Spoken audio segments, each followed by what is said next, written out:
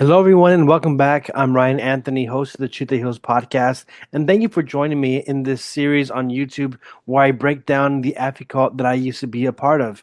In this episode, we're going to dive into behavior control that was practiced in the cult, so stay tuned.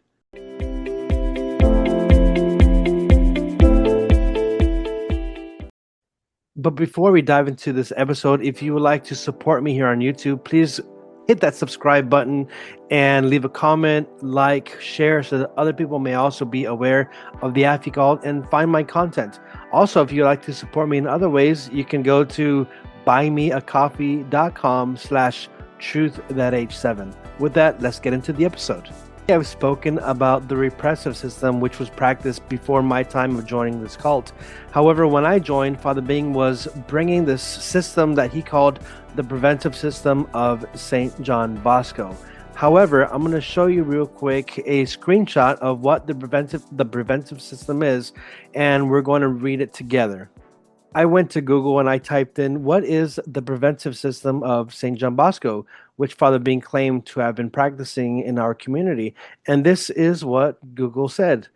The Salesian preventive system developed by St. John Bosco is a method of education focused on fostering positive relationships and creating an environment where young people can flourish rather than relying on punishment. It is based on three core principles: reason, religion, and loving kindness. This system aims to guide young people towards becoming good Christians and honest citizens by promoting virtue and encouraging them to embrace positive choices. So Father Bing would tell us that he was only doing what St. John Bosco did and applying the preventive system that he made. However, as I look back and I think it was totally different, the preventive system of Father Bing. Now let's get into the preventive system of the AHFI cult. In each community, we had the superior, the vicar, and the counselors. We had a bit of a hierarchy. But what about for the other members, for those who are not in a role of being superiors? Who's going to be watching over them or counseling or giving guidance when there's no one in charge? So, this is where the preventive system comes into play. From among the members, three were chosen to have roles that would be part of this preventive system. And these roles were called assistants. They were seen as minor superiors. We had Assistant A, which meant to be ahead, Assistant B, which was the role was to be there at all times, and Assistant C is see you later. You'll get it as I continue to explain it. To make it simple, I wanted to give a little schedule. So let's say the schedule is 3 o'clock rising time, and 3:30 would be morning prayers, the time where all the members are expected to be in the chapel. So assistant A, always ahead. Their role is to make sure that, let's say, for example, rising is 3 o'clock, they will prepare the coffee, prepare the chapel as well, so that all the prayer books are in place, all the seats are in order, everything is nice and clean. They're the ones who are ahead preparing the way. Now, Assistant B, they are seen as really the superior role of the community. They're seen as, also Father Bing would say, that they are shepherd to shepherd the flock and that they have to die for the flock. They're the ones who are expected to lose sleep and really just be there watching and helping to always be on top of you, watching you, correcting you at all times, making sure we're preventing you from sin. So now let's look at assistant B for the schedule. As I said, 3 o'clock rising, 3:30 is morning prayers. So assistant B is already awake, just like assistant A. But what assistant B is going to be doing is they're the ones who are going to ring the bell or clap or whatever means necessary to wake up the members. And assistant B is also going to be the one who is leading the prayer if the superior or vicar is not present. Now let's look at assistant C. As I said, assistant A is always ahead. Assistant B is to always be there. And assistant C is to see you later. And that is because while 3 o'clock, let's say, is rising time, assistant C is the one who is behind, kind of lurking, just taking notes of who are the ones who are violating. So let's say rising time is 3 o'clock. Assistant B has rung the bell. Assistant A has the coffee ready for everybody. Now there are people who are not awake. There are still some people in bed. So assistant C is going to go around, take note of who are the ones who are still sleeping. They'll also be helping you to wake up, and they'll be hopefully gently with kindness be waking you up and trying to motivate you. So this is what the roles of assistant A, B, and C are. But now let us go on to morning prayers. 3:30. The assistant A has already prepared the chapel, should be ready. Now you're in the chapel, you're praying with all the assistants A, B, and C. Now, what assistant B is doing during the prayers is one is leading the prayers, but also assistant B is going to be going around with the stick. I don't have a stick. Um, I'll use this for now. Is using you can use anything. It can be a long stick. It can be a pencil, a pen, a highlighter, whatever. But they'll be going around during prayers to make sure that you are not violating. So a violation in prayer would be sleepiness. Another one, yes, it's sleepiness is a big violation. There's actually a sin to fall asleep in prayers, even though some members only slept for 3 hours, many times only 2 hours, depending on their schedule and their obediences.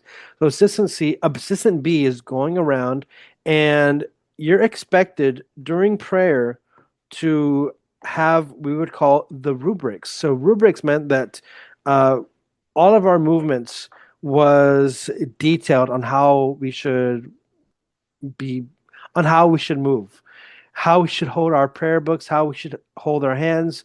So let's say we're praying our breviary. The rubrics was you always have to be like this at all times. If you are putting your hand down a bit, the assistant B with their pen or stick will tap you on your hand to make sure that your prayer book is eye level.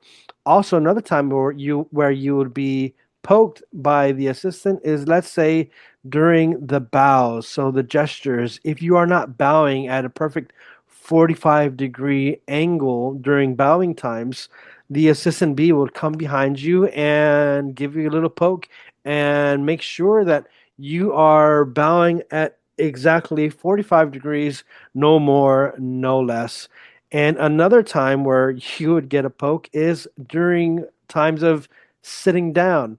We were expected to have perfect like stiffness, discipline, and one practice was that if you were laying back in your chair, that's another violation where the assistant B would give you a big poke and you would have to scoot up, and we were expected to be like 90 degrees sitting down perfect like this from 3 o'clock to like 6 in the morning, whether sitting or standing, you always had to have this perfect posture. Now, if you were seen sitting back, the assistant B or superior can tell all the members to sit half seat. Now, another time you get poked, there's a lot of poking in this episode. Another time you get poked is if your eyes are closing during prayers, or even if you say you're meditating, you would get a poke. You always have to have your eyes open. Just little moments of would be a poke. Or let's say we're kneeling and your hand is resting on the kneeler or on the pew in front of you, that would be another poke. So there's this we were getting conditioned in our behavior to accept correction at all times. So, what is Assistant C doing at this time? Well, Assistant C is going around and also counting the violations with their booklet and pen, counting who's been sleepy, how many times you've dozed off, who was late to prayers. Also, if you left something out of order in the dormitory, they're also collecting it and putting it in a bag, saving it. And they're going to save these things for a special reason, as well as tallying up all of the infractions, all of the violations. Just say 7 o'clock. We're wrapping up the prayers. Prayers are concluding.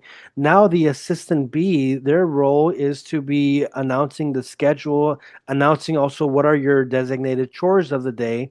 And then assistant C will share the tallied up notes of all the violations. They'll give them a little note card where you'll see, okay, brother so and so late to prayers, brother so and so sleepy during prayers, brother so and so or sister so and so left this disarray, this disorder in the dormitory.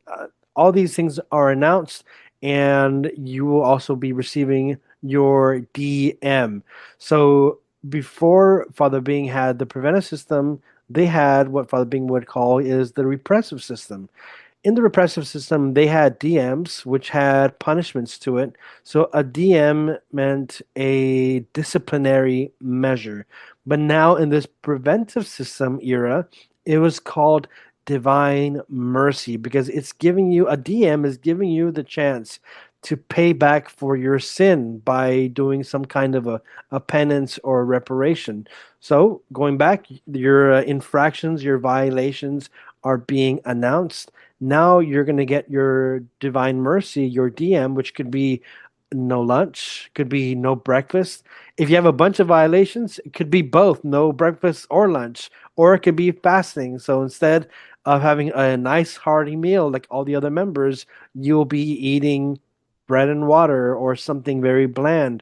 Or it can be something like stay in the chapel for an extra 2 hours to pay back for your sleepiness during the day. Also, going back to leaving things in disorder, like in the dormitory, let's say you left your towel. Your DM could be to hang your towel around your neck during the day. It could also be flagellation, flogging, getting whipped. It could be 10 whips, can be 30, can be, depends on how many violations you have, and depends on who the assistant B is and uh, what it is that they determine. Because as superior, you're always right. So these are some of the things that we practice. In conclusion, I just wanted to say that Father Bing presented this as the preventive system of St. John Bosco, but I think he was just using the name, and he applied his own system as a way to control our behavior, to condition us to getting corrected at all times. He claimed that he was practicing the preventive system of St. John Bosco, but instead, this was the preventive system of a cult to prevent us from behaving, to prevent us from thinking, to condition us at all times. And so I get used to the pokes all day and to all the fasting and flagellation and all of these DMs. We were conditioned. And before we end this episode, if I was an assistant to anybody who's watching this and I was a jerk, I was a mean guy, I apologize. I didn't mean to. It's obedience, and I didn't know any better. Because if you think at that time, it's like I would be punished as well. So uh, it was just so hard, a hard time, and I apologize if ever I were a jerk. There are other words that you can use for me, and yeah, rightly so. I was that person. I was the person who was assistant C, writing all the violations, and it helped me. It helped me stay awake. Because if I were to fall asleep or get sleepy, I'd get my own punishments too. So yeah, again, I apologize, but yeah, this was the preventive system of Father Bing. It was to prevent people from behaving, and we were being conditioned to becoming more like robots. So that's it for today. Again, please don't forget to subscribe, share this episode, comment, like. It helps the algorithm. Supposedly, that's what people say. But share this as well so that other people can know and be aware of the AHFI cult and to be aware of the history.